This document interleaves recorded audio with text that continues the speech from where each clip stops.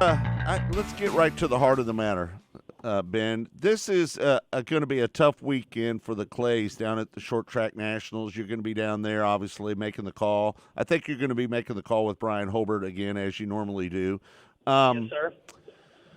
This is kind of tough for everybody. I mean, to see a racetrack that's been around for 35 years go away.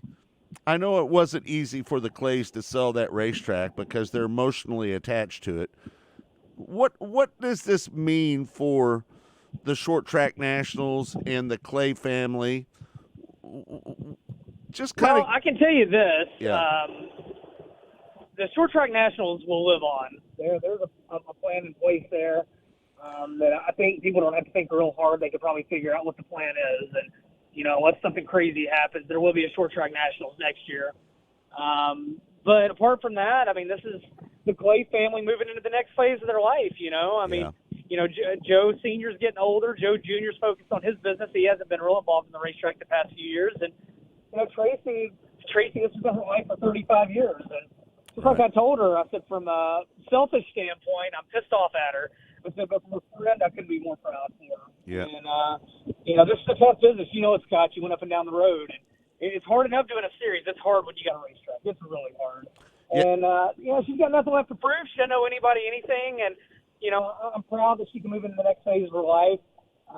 Damn it, I'm going to miss this racetrack. This area is going to miss this racetrack. And that part does. That breaks my heart. I mean, it's I'm sure I'm going to cry probably 5 times this weekend. It's coming. This place is going to lie to me. But I'm proud for Tracy and her moving into a point where she can enjoy the rest of her life and have free weekends, And Yeah. I respect that for sure.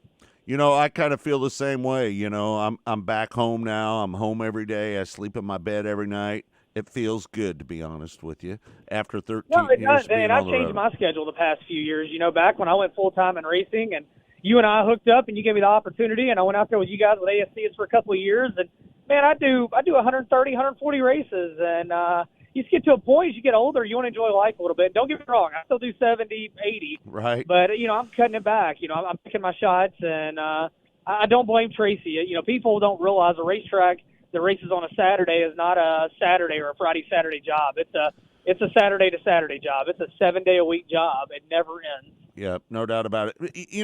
It's kind of disturbing. We hear of Grandview being sold to Copart and I-30. I-80 might be going away. We know it's going away.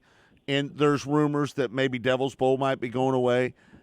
Is that a disturbing trend a little bit, what we're seeing in motorsports right now with some of these tracks going away? In the immediate, yes. Yeah. Absolutely. And not just tracks going away. Very famous, legendary tracks. But, I'm also seeing some tracks right now that are doing better than they've ever done. And, we're going to lose a few racers and fans to the sport, but this could kind of be a little bit of a pruning, if you will, where, the tracks that do remain, maybe they do even better. They have better fan support. They have better racer support. We're not going to know that for a little bit, but in the immediate, it's not good. It's not good for any of us. But I think the next 5 years are going to be telling. And, I can tell you that it's not just these tracks, man. I'd say 50% of tracks are being approached by companies about buying them for uses other than a racetrack. And It's going to be interesting how that all unfolds.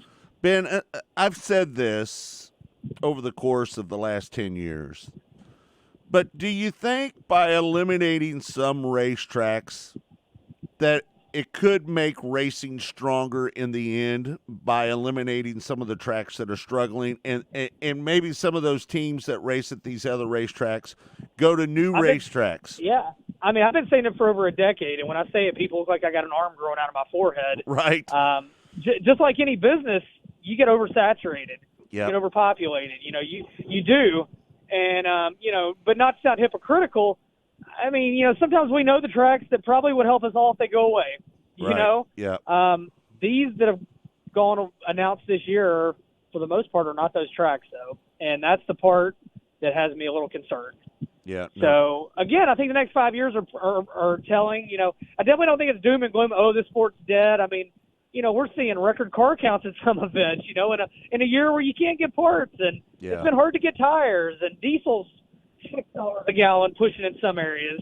and we're seeing record fan and racing counts. You know, it's kind of like during COVID. I use the example.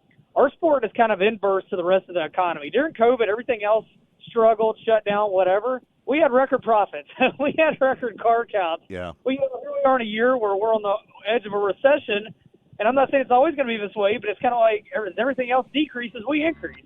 Yeah. And it's kind of crazy when you think about it. Yeah, no.